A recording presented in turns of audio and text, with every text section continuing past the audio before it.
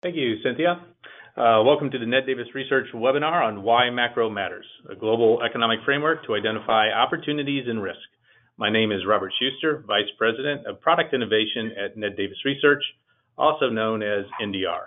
Joining me and providing the insights for this presentation are the two senior economists at our firm. Alejandra Grindal, Senior International Economist. She is the primary person in charge of the firm's global economic outlook and is responsible for identifying global economic trends and themes. Over the recent years, she has expanded her focus on global demographics and labor force trends. Veneta Dimitrova, Senior U.S. Economist, is the firm's primary person responsible for formulating the U.S. economic outlook and identifying macroeconomic trends, particularly as they relate to developments in U.S. fixed income and equity markets. Today's presentation will focus on the importance of the macro environment and being able to identify the macro regime for asset allocation and investment opportunities and risk. The discussion will include the importance of an objective, empirically based approach to economic analysis and how NDR provides a different perspective to traditional economic analysis. The big macro pillars one must pay attention for putting the client on the right side of the major investment themes and answering the question, are we entering a recession and what to watch for? Before we get started with our prepared remarks, I'd like to give a quick overview of Ned Davis Research. NDR is grounded in using empirically driven, historically tested research to separate fact from fiction, which helps put clients on the right side of major moves, as well as helping them communicate reality to their clients. NDR's 360-degree approach to market and investment analysis combines four key disciplines. Technical is the key to keeping you on the right side of the move. Sentiment, which we believe gauges supply and demand, as well as fear and greed of the market. Fundamental, which is imperative to understanding the long-term perspectives. And macro, which is critical to understanding the regime of the investment environment and its risk and potential. NDR uses the weight of the evidence approach based on empirically testing history to help clients see the signals and avoid the mistakes. NDR is founded in 1980 by Ned Davis Research. Today, we are widely recognized for a concise commentary and unbiased views based on objective historical analysis. So let's begin. There's lots of research firms that analyze data and comment on the economy. Alejandra, can you talk about how NDR is different and what we mean by weight of the evidence? Great. Thank you so much, Robert. So at Ned Davis Research, we don't just depend on one or two indicators to determine our economic and asset class positions. We also don't come to an emotion-driven conclusion just based on predetermined beliefs and then just find the data to support it. We actually rely on a huge library of indicators with a long history that have also had a favorable track record. And then we use, what you mentioned, Robert, this weight of the evidence approach to objectively balance the risks. So when we talk about weight of the evidence, we mean looking at confirmation from not just one, but several indicators. We feel that through our thorough analysis and our extensive data set, many times you find that relationships that existed in the past may not so much in the present. In a similar vein, particularly myself who does more global work, we find that often a relationship with data that applies to one country may not apply in the same way to another. I think our Recession Watch reports are just a really good example for us to show you NDR's approach to research. These watch reports are available for several different countries and regions.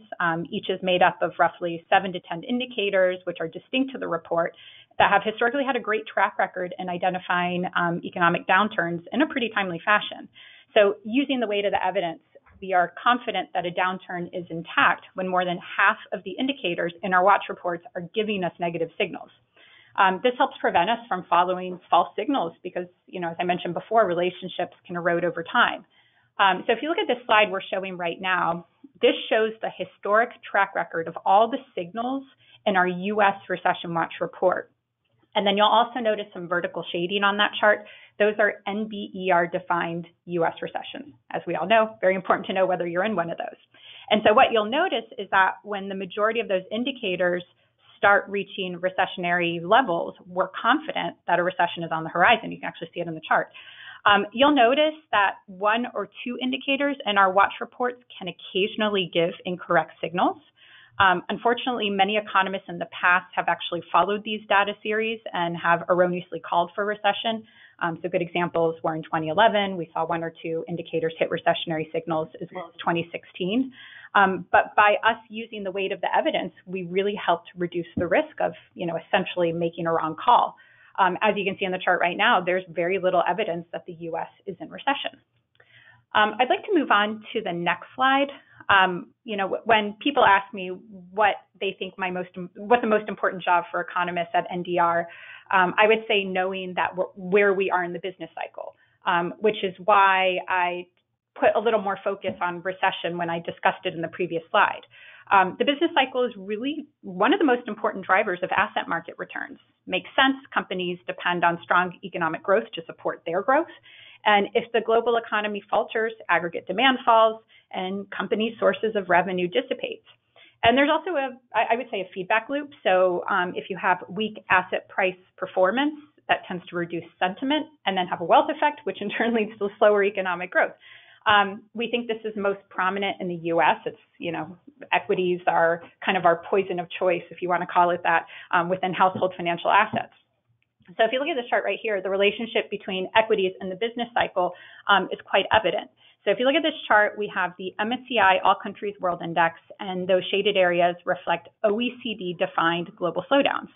And as you can see pretty clearly in the chart, since the All Country World Index began, having data in the late 1980s, large drawdowns in global equities have exclusively occurred in or around these global slowdowns. I also want to point out is contrary to popular belief that the economy lags markets, you can observe that in most cases, the vast majority of the equity drawdown you see actually happens after the global slowdown has begun. If you look at the following slide, this shows our global recession probability model, along with what levels in the model mean for corresponding equity market performance. Our model right now is currently telling us that the probability that we're in a sustained slowdown is pretty high at this point in time. So, one of the results you can see from the chart is that when our model is showing a low risk of global slowdowns, equities tend to do best on average. On the other hand, when equities tend to do their worst on average is when the model is showing a high risk of global slowdown, as I mentioned, where we are right now. One thing I do want to point out, though, is even though I previously mentioned that the vast majority of large equity downturns occur during the global slowdown, equity markets do tend to bottom before global slowdowns end. So actually, as you'll see in the chart, the best performance in our model with respect to equities is when the model has peaked in the high risk zone and has begun to fall. So we're sort of tentatively seeing signals of that right now. Moving on to the next slide, we wanted to show how the business cycle not only affects equities, but also different asset classes. So you'll notice on this next slide, we have oil. Oil, as well as just commodities in general, also tend to underperform when global economic activity has been weak. It makes sense. Commodities are in large part driven by global demand, so you would expect weakness when the economy is weakening. We're not showing this chart, but we do have it in our service. But contrary to equity markets and commodities, bonds actually do better or tend to outperform during global slowdowns because risk appetite falls. So while most equity market corrections have tended to occur in or around global slowdowns, the most aggressive asset moves have pretty much happened when global slowdowns have been accompanied by U.S. recession. We like to identify those as severe global slowdowns. Any global slowdown that includes U.S. recession is pretty severe. It just makes sense. The U.S. is not only the world's largest economy, but quite honestly, the most financially significant. So if you move on to the next slide, this chart right here is showing the number of market days cyclical bear markets and U.S. equities have lasted, as well as the percentage decline. The red dots show you cyclical bear markets that have happened in tandem with U.S. recessions, while the green dots show bear markets without U.S. recession. And as you can see, those green dots are sort of clustered in that top left corner, as bear markets, which exclude U.S. recession, have been shorter and less severe than the recession cases. So this is one of my favorite charts. It looks pretty cool. If you put it within kind of the global picture, Since the late 1980s, the average drawdown in global equities during global slowdowns that has not accompanied U.S. recession has been about 19%. So, bad, but we've seen worse. This is compared to when the U.S. has been in recession, where the median drawdown has been more than double at around 45%. So they're your really bad bear markets. If we put it in context of where we are today, just to sort of, draw some conclusions from this analysis, you may have noticed from the global recession model we showed earlier, we are in definitively a global slowdown. And we've actually been in one since mid-2018. But the chances of U.S. recession, according to our indicators, such as the Recession Watch report we showed earlier, is very slim in the near term. So this means that the global market correction we saw in 2018, where the all-country world index was down around 18%, likely means that most of the bad news has already been priced in. So I talked about business cycles. I wanted to now take some time to discuss the importance of monetary policy. This is another big one. In fact, Ned Davis, who is our founder, hence the name of our company, one of the things he's always mentioned is that one of the most important rules of research is don't fight the Fed. Really, the premise behind that is that when central banks become more accommodative, this bolsters borrowing, increases aggregate output, and supports cyclical assets such as stocks, commodities, corporate credit. Also, the liquidity left over after demand has been met can be invested into financial markets. Clearly, the reverse happens when central banks tighten policy. Because of this, it's perhaps no surprise that equity markets respond favorably to Federal Reserve easing. So if you move on to the next slide, this is showing the Dow Jones Industrial Average versus first Fed rate cuts. And so what you'll notice is after a first Fed rate cut, the market has been up on average 16% a year later. And the track record is actually pretty good. The market has been up in 18 of the 24 cases, and this is data going back roughly 100 years or so. So as we mentioned in the introduction, we have just decades of history in a lot of our data. As you can also see in the chart, equities have increased even more when Fed easing has not coincided with U.S. recession. In fact, the market is up about 25% a year later. But even in the recessionary case, things aren't that bad. The market's up about 11% a year later. With respect to fixed income, so again, we want to talk about the different asset classes. Treasury yields have generally declined going into Fed easing cycles. In fact, in every case since 1970, Treasury yields have fallen in the months leading to a first Fed rate cut. As you can see in the next chart, bond prices do tend to bottom 2 to 3 months before the rate cut, and then ultimately stabilize after the rate cut. Real yield differentials can also impact the dollar. You can see that on this next slide. So whenever short-term real yields in the U.S., which of course are driven and greatly impacted by monetary policy, whenever they're higher than that of developed economies, the dollar has actually tended to rise about 2.2% per annum. I would say this has helped explain some of the dollar's strength in recent years. I also wanted to put Fed policy into some global context. Again, I want to look at the global economy. And often I jokingly modify Ned Davis's rule to say, instead of don't fight the Fed, don't fight the world's central banks. But ultimately, when the Fed eases, or is at least expected to ease, the rest of the world usually follows. Since the world's economies are interconnected, it would make sense that economic weakness in the U.S. would be evident in other parts of the world, thus prompting easing from other central banks. Fed easing also often relieves currency depreciation risk from many countries, and that kind of gives them the green light to start easing policy. So if you look at this next chart right here, what we're showing is the percent of the world's central banks whose last rate change was a decrease. It's kind of effectively what percentage are in easing cycles. And what we have found is that when more than half of the world's central banks are easing policy, it's been a bullish condition for equities. And you actually look at this chart right now, and we're at roughly 85% of developed and emerging market central banks are in easing cycles. So historically, a pretty bullish condition. Thank you, Alejandra. So monetary policy or central bank policy is critical to the equity markets, but what about fiscal policy? Veneta, does that really have an impact? Yes, It sure does, Robert. As you can see on this next slide, the stock market reacts positively to a widening government budget deficit. Historically, when the budget deficit has been rising, equity prices have gained 8.7% per annum, which is nearly double the gain for periods when the deficit has been shrinking. Why is that, you might ask? Well, when the government engages in expansionary fiscal policy, meaning growing the budget deficit through tax cuts and spending, it tends to boost aggregate demand and growth. And this is also good for profits. And so the stock market responds positively to it.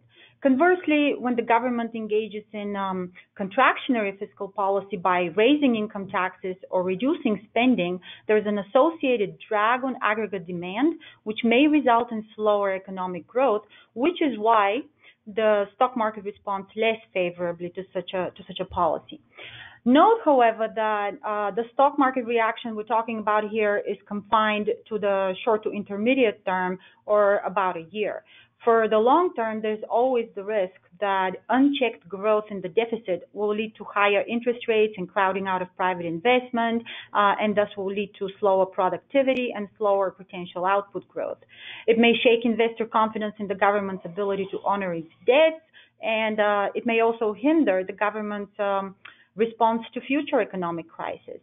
So with the budget deficit hitting $1 trillion already this year and projected to continue to swell in future years, these long-term risks are coming more to the forefront now.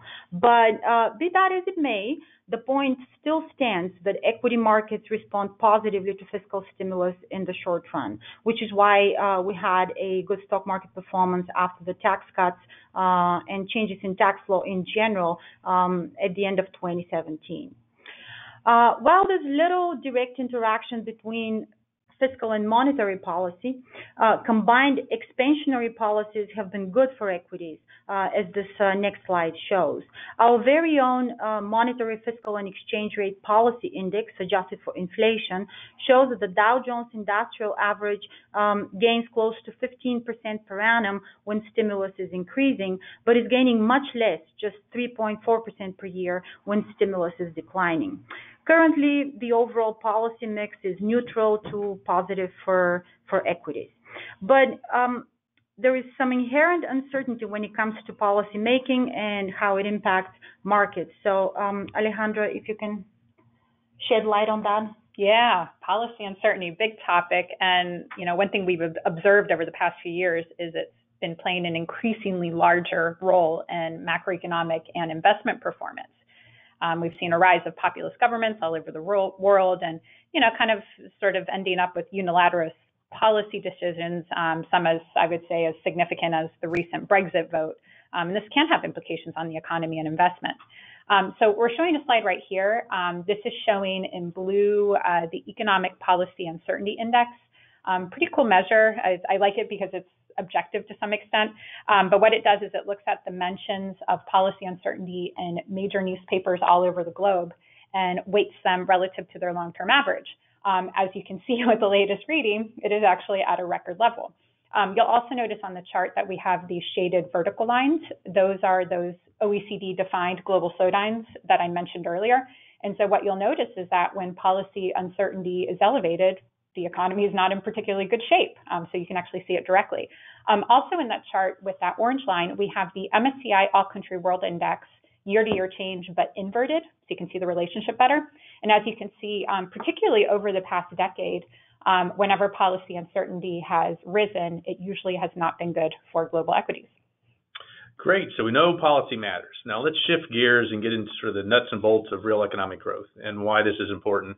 And what are these factors telling us today? Veneta? Well, there are so many macro indicators to which financial markets react daily. And part of the importance of macro here is to distill the valuable information and to help investors get the right perspective. So here we'll focus only on a few indicators, basically to highlight how such indicators can be used in day-to-day decision making. So the first one is inflation. The importance of inflation as an indicator cannot be overstated. It's both a blessing and a curse.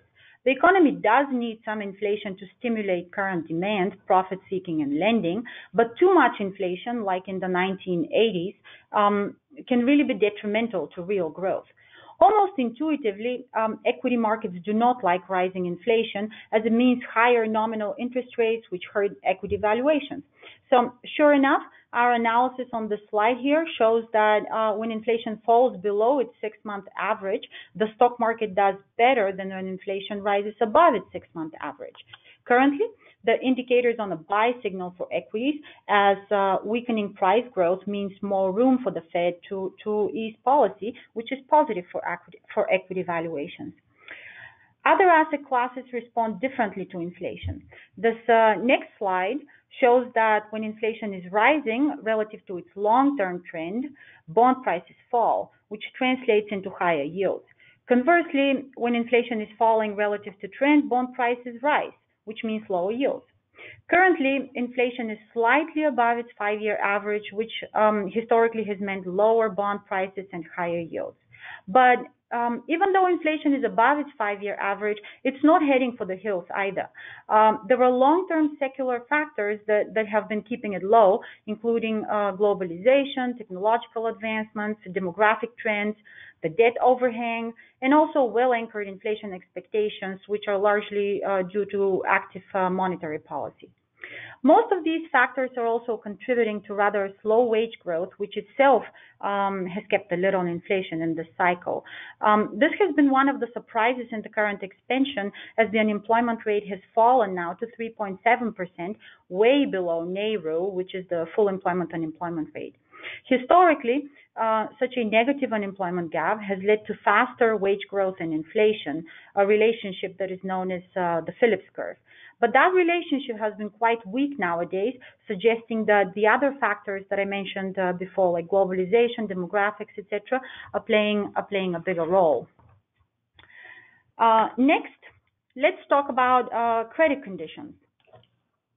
We chose to highlight credit conditions as an important macro factor because credit is the lifeblood of the economy and the main channel for transmitting monetary policy to the real economy. At NDR, we use our own credit conditions index, which measures the cost and availability of credit to both households and businesses. When the index is high, credit conditions are favorable. When the index is low, conditions are tight. As you can see on the slide here, our index peaks well ahead of recessions and begins to recover at the onset of expansions. Why does this matter for investors, you might ask? Well, simply put, cyclical bear markets are associated with deteriorating credit conditions, while cyclical bull markets are correlated with improving credit conditions.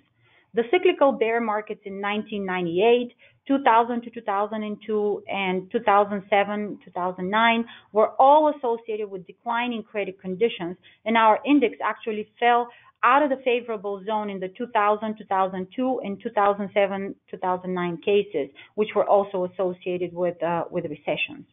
So the current credit cycle peaked in mid-2014, but conditions remain broadly favorable at this moment.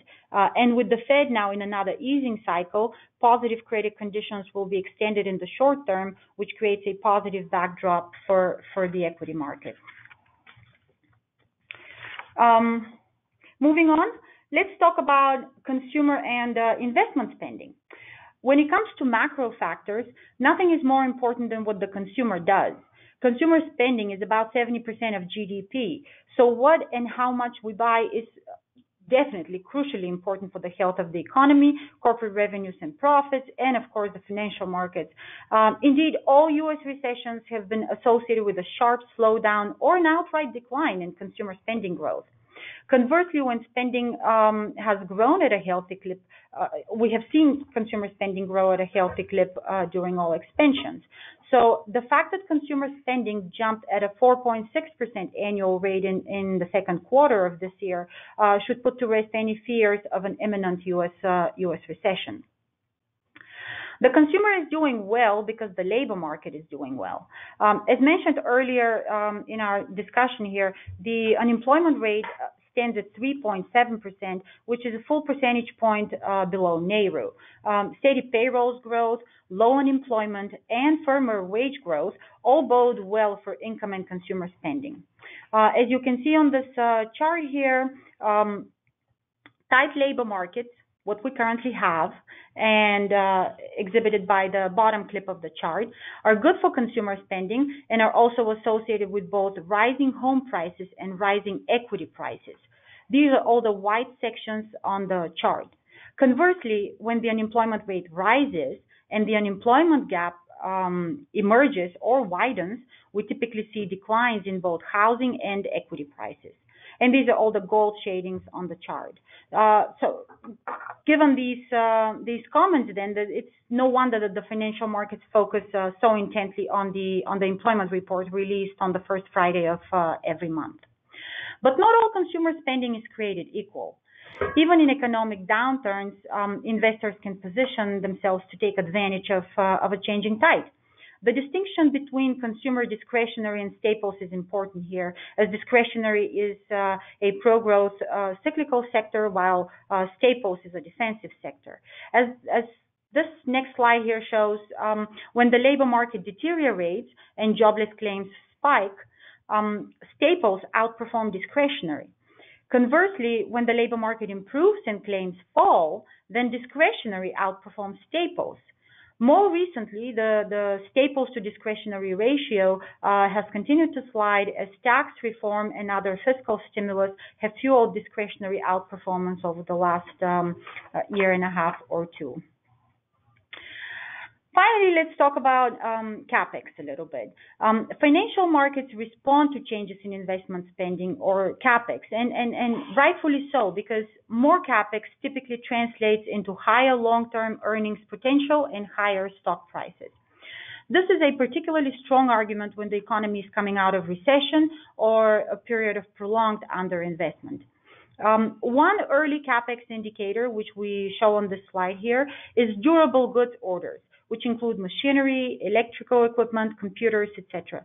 As you can see on the chart, the year-to-year momentum in durable goods orders always flows ahead of recessions, which are the gray shaded areas on the chart, and rebounds at the start of expansions. Naturally, there's a positive correlation between this indicator and stock price growth, but one should be mindful at extremes as it becomes a contrarian indicator. If durable goods orders rise too sharply, the market may perceive this as inflationary in the short run and can drive up interest rates and the cost of credit, which will cut into corporate profits and stock prices. Conversely, if the durable goods orders slide too deeply, it may be perceived as a signal of weak demand and prices, thereby leading to lower interest rates and better equity valuations. So the latest read of the data suggests that Capex is slowing, but it's not at an extreme yet. Thank you, Veneta. Alejandra, can you show us how NDR uses global economic data to help with asset allocation decisions and how you gauge and analyze certain indicators? Sure, I would love to. So we focus quite a lot on aggregate trends, but I think also analyzing relative economic trends, especially among countries, can give investors some insight about where they should allocate their investments among these countries and regions. I mentioned this somewhat in my introduction, but we have to be cautious about what data we monitor and how we view it, and not simply assign investments to where growth is the fastest. That tends to be, I guess, an automatic response. And the reason for this is potential growth rates can vary quite a bit among countries. So, for example, emerging markets such as China and India really have the capacity to grow much faster due to economic backwardation or catch-up, if you want to call it that, than developed economies such as U.S. and Europe. But that doesn't mean one should exclusively invest in emerging markets simply because their real GDP growth is faster. So instead, we'd like to focus on data that is normalized or anchored to a long-term mean. Good examples would be the Purchasing Managers Indexes, the PMIs. We also like the OECD leading indicators. We'll also look at data and we'll look at deviations from trend growth, so what one would call the second derivative, as well as sharp directional changes in growth as opposed to just growth rates, because that can actually influence the outlook. And so, we're showing this chart right here. And so what it's, pretty much telling us is that deviations from trend in the emerging market PMI can help us generate buy and sell signals for emerging markets versus the rest of the world. I wanted to switch gears a little bit and discuss the importance of economic surprises, or just in general data that doesn't quite come in as one would expect it. Investors are smart. They usually try to look ahead. They try to anticipate economic conditions, but unfortunately, investors are often wrong, as well as we can be too. So our analysis of the Citigroup Economic Surprise Indexes, which look at economic data relative to consensus, so I always like to call it sort of a contrarian indicator, can actually give us insight into asset class performance. As you can see on this chart, in general, when data surprises to the upside, to the downside, equities tend to underperform. But when data surprises to the upside, equities tend to outperform. One thing that we found in our analysis is that indexes corresponding to the largest developed economies, so I'm talking about the US, the Eurozone, UK, and Japan, I would say when we look at their surprise index, they typically have the most pronounced relationship with equity markets. We also found that the results were more robust when we looked at countries and regions on an absolute basis, as opposed to a relative strength basis or relative basis. This suggests that broad global equity market performance is pretty much related to the health of the world's largest economies. You could also argue that that this is reactionary data to news releases. So you would assume that larger countries are most closely scrutinized by market participants, therefore having more of a sensitive response to the data. Again, showing this chart, this one specifically is showing the Citigroup Economic Surprise Index for G10 currencies versus the MSCI World Index. As you can see in that mode box, or that performance box on the bottom right of the chart, when the index has been positive, the MSCI World has typically outperformed buy and hold. So to kind of keep that discussion going, Veneta, do you have any thoughts on extreme changes in indicators and how they could potentially generate early signals? Of course, yes. This is something that we focus on at NDR and try to make sense of extreme levels and outsized changes in the data. We appreciate the fact that history rarely repeats itself, but we also understand that it often rhymes. And this is why we always pay attention to those outsized changes and extreme levels and indicators. Sometimes the outsized changes are just noise that is due to one-time factors, but more often than not, large swings in the data precipitate longer-lasting changes in economic conditions and movements in financial markets. So just to give you an example, one important macro indicator is the ISM Manufacturing Index, which tracks factory activity at the national level by combining changes in new orders, production, employment, inventories, and supply delivery times. So a reading in the index above 50 indicates growing factory activity, while a reading below 50 indicates shrinking activity. Swings in the index of 9 points or more are extremely rare occurrences. Yet a drop like that happened in October of 2008.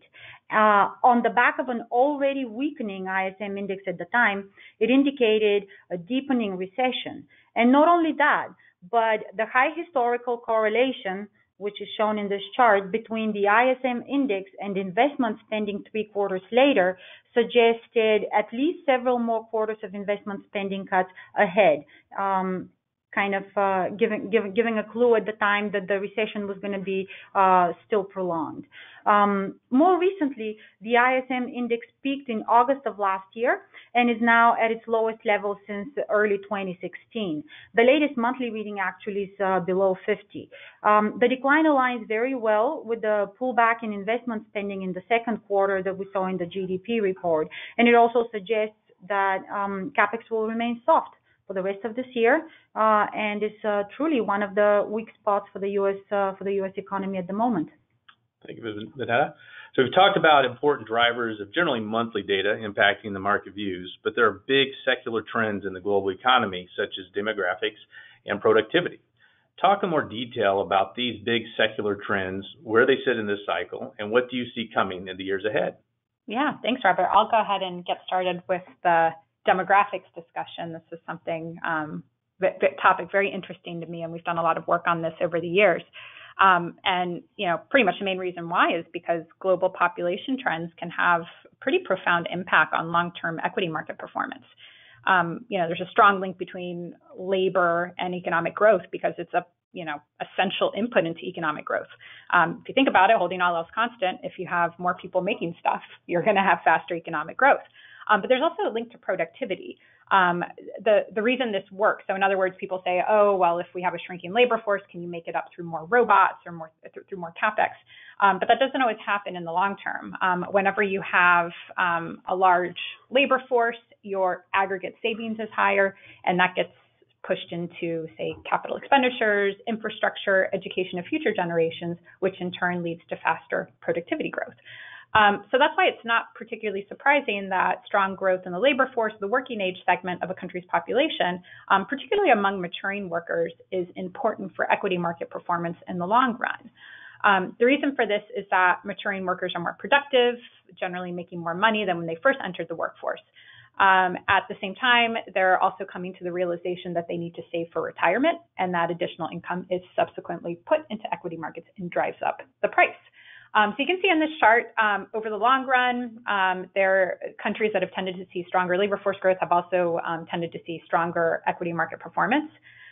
If you look at the R squared in the bottom left of the chart, it's not extraordinarily high, so I wouldn't say drop everything you're doing and just look at this one chart, just look at demographics to determine your long-term equity market decisions.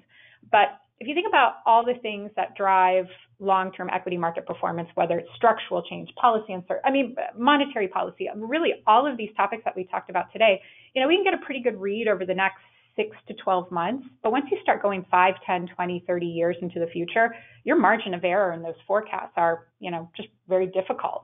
But when you're thinking about demographics and projections, and particularly those of your highly populated economies, they're actually pretty accurate over the next few decades. So it's just important to keep that input in mind. Veneta, speaking of another long-term trend, productivity is a question we get a whole lot from clients, and you've done some pretty amazing work on that. Do you mind discussing a few thoughts about productivity trends? It's a clear conclusion from what you just said. Productivity is just as important as demographic trends longer term.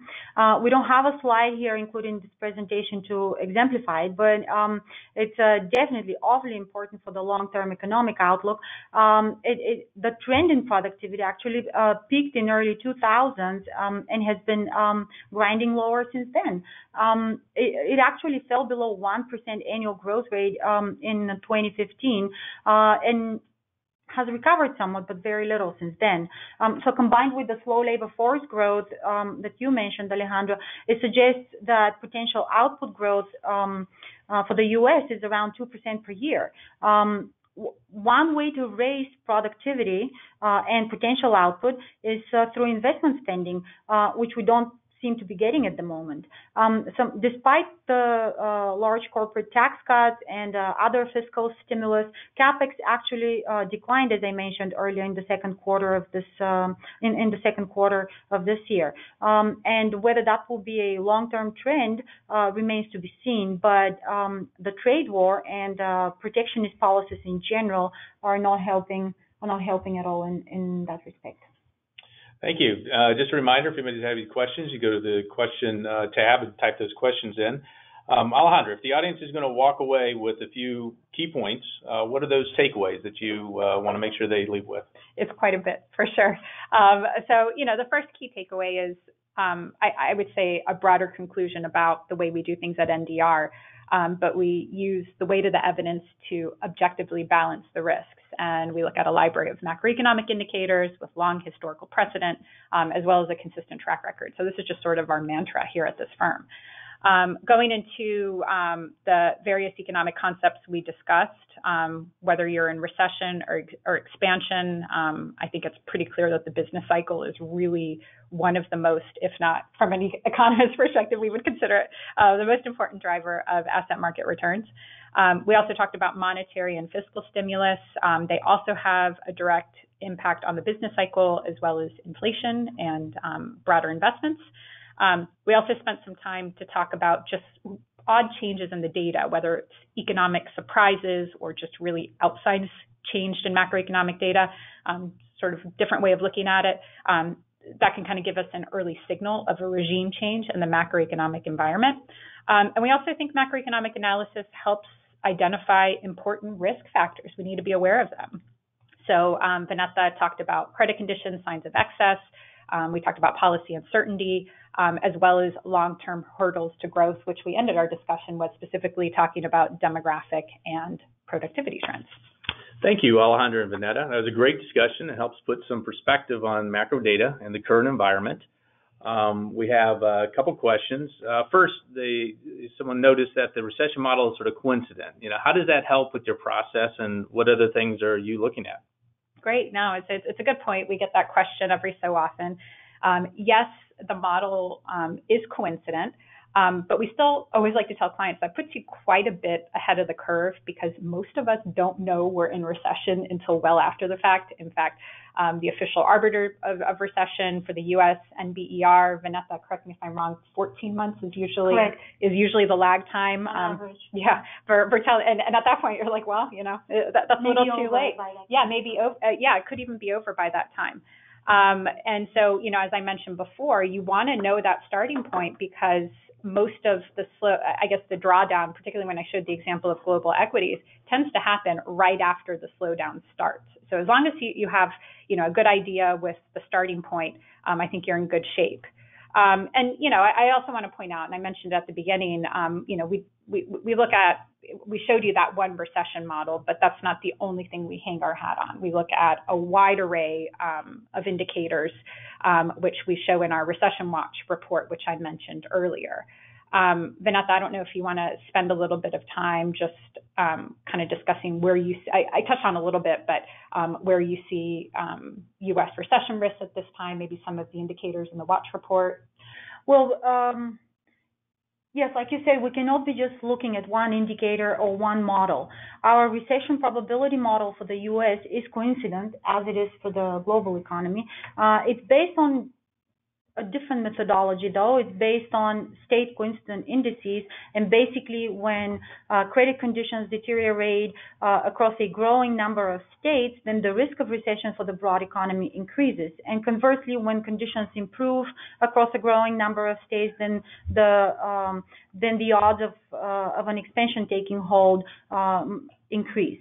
So at this point in time, our recession probability model suggests that the economy is not on the verge of one, but we take that as one indicator out of 10 to monitor overall economic conditions.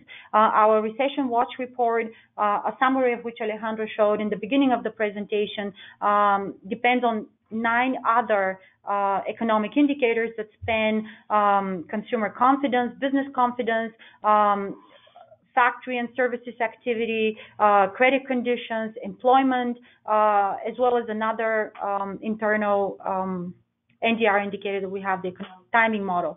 So basically, most of these 10 indicators on our U.S. Recession Watch report have now posted tentative peaks or troughs depending on the direction in which they move during the business cycle. And when that happens, those tentative minimums and maximums in the data happen about a year ahead of the next recession. So even though most of them have posted those tentative peaks or troughs, their overall levels remain in expansion territory, which means that the economy is losing momentum, but we're not on the verge of recession yet. Once at least half of the indicators on that report cross the red signal or fall into recession territory, then we will have more confidence making a recession call. At this point in time, what the indicators are telling us and the weight of the evidence tells us is that the economy is slowing, activity is losing momentum, but it's not on the verge of recession, at least from a U.S. standpoint. So one of the questions is about sort of just time. This has been a really record, expansion in terms of just time. Does that play into your analysis, or how do you sort of look at time and factor that in? Not necessarily. I mean, if you look at U.S. history, you will see that since the Second World War, there's been however many recessions and expansions, and they all have been of different length. The old saying goes that, expansions don't die of old age, and that's certainly true. What we need in the U.S. economy for recession is for imbalances to build. And when there's obvious imbalances that build, then a recession is needed to kind of correct for those imbalances. Well, at this point in time, we don't see obvious imbalances that have accumulated during this now record long expansion, which doesn't mean that there are no risks out there. Well, for one, corporate debt as a share of GDP is at a record high. Interest coverage has declined to its historical mean now, and corporate credit quality has also deteriorated. So that's definitely one risk out there. But as we showed earlier, credit conditions remain broadly favorable, which means that debt is not at risk of implosion. So even though this expansion is the longest on record now, growth during this cycle has been the slowest on record too, which has given little opportunity for imbalances to build. Therefore, not such a great risk or not imminent risk of any imbalances to be corrected by a recession at this point. Thank you. I'm sure if you can answer just off the top of your head, but a question about relating to the slide on fiscal stimulus. What does this look like as a percent of GDP rather than looking at it as an absolute deficit of a trillion in U.S.? So I don't know if we have an absolute versus relative. We don't have the slide here, but the top clip as a share of GDP, you will correctly guess that it is widening at this point in time, and it's close to 4.3, 4.4% as a share of GDP right now. The projection is that it will grow higher, meaning wider deficits. So I don't know if that's sufficient to answer the question, but we do have a chart with that statistic in our service that tracks it and actually correlates this deficit to GDP to both inflation and overall economic activity. What I would like to mention here, talking about deficit as a share of GDP, is what stands out on this particular chart. The big explosion of deficits after the great financial crisis and the increase in deficits now. They're fundamentally different. Depending on the studies you read or research you follow, you may see a comparison of the current increase in deficit to the increase in deficit in 2008-2009, but they're very much different in nature. After the great financial crisis, not only did we get stimulus to stabilize the economy, but also automatic stabilizers kicked in, meaning that the budget deficit grows when the economy falls in recession or economic growth slows and incomes slow. Therefore, the tax receipts the government collects decline, as well as the spending that the government does automatically for, let's say, federal unemployment claims increases, and for income stabilization in general. The opposite happens during expansions. By this design, the economy builds up reserves during good times to be used during recessions. So the big run up in the deficit during the last recession and the years after that was partly due to the depth of the recession and the automatic stabilizers that kicked in. What we're seeing right now, the increase in the deficit, is mostly due to changes in the tax law that reduce the tax receipts from both corporations and individuals.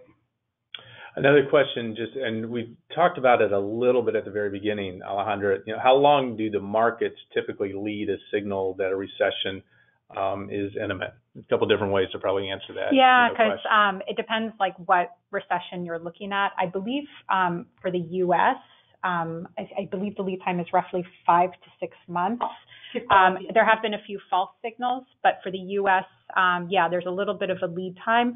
But with respect to the global cycles that I showed earlier, those OECD-defined global slowdowns, actually in most cases, the slowdown starts before the market peaks.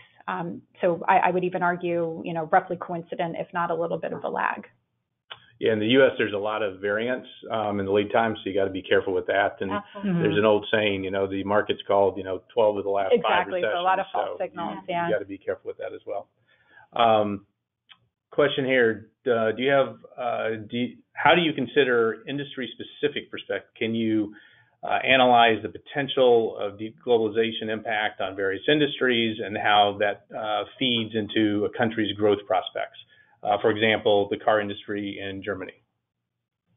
How do you consider? So it's more sort of like maybe our external factor industry type inputs into the economy. Yeah, within that. Well, I know, Veneta, you go ahead. You discussed some in your prepared remarks. When you talked about the relative sector trends depending on the data. That's true. But that was a very brief touch on just consumer spending and the different types of consumer spending that are out there. I think the question is more about industries from a global perspective and whether changes abroad make an impact on our outlook for industry growth here. And they sure does, because the world is so interconnected that whatever happens abroad, impacted by domestic or international policy, will necessarily have an impact on growth, industry specific or otherwise, in the U.S.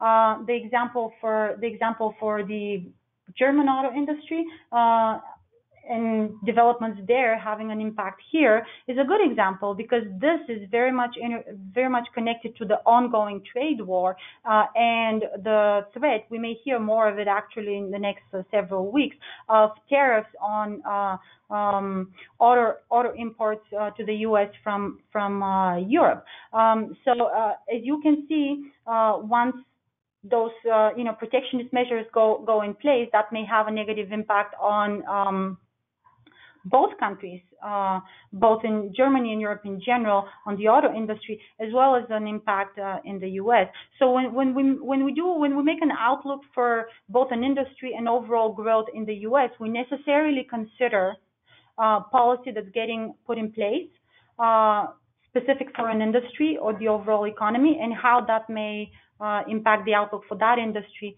as well as growth in the country. And we've actually seen it in the data. So we've done some analysis on how the U.S. trade picture has changed with other countries after the global trade war started. And so what you'll notice is that supply chains have been, I mean, you see it, you hear it anecdotally, and read about it, but you can actually see it in the data where, that supply chain between the U.S. and China has deteriorated quite a bit. And we're seeing the implications on, say, South Korea, as well as Taiwan, which are part of that, and even Japan to some extent, which are part of that process.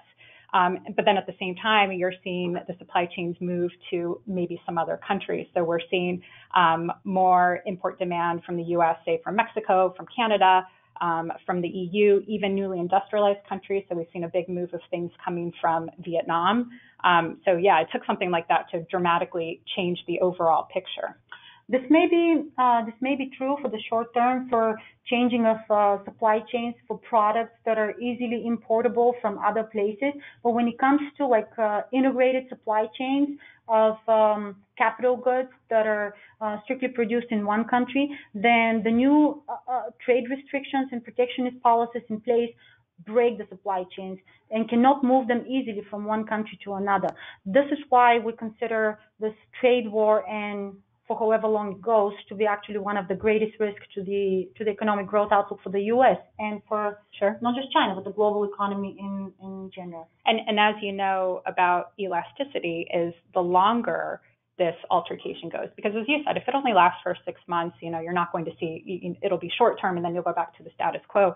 But if this goes on for several years, then you can actually permanently change the supply chains, which ultimately leads to a net cost to society. Because, one reason we engaged in the prior supply chains is because those countries were the ones with the comparative advantage.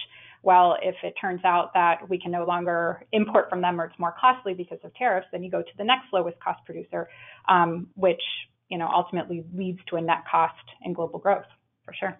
Great. Thank you guys very much. A couple questions just on the service itself, and we'll follow up post this webinar to give you any information about Ned Davis, about our services that we provide, and what's available on Interactive Brokers. So with that, I would like to just wrap it up, and I want to thank everybody for joining us, and it's particularly our presenters, Alejandra and Veneta, and I hope you have a great day and enjoy the presentation. Thank you. Well, Robert and Alejandro and Veneta, thank you so much for your presentation here today.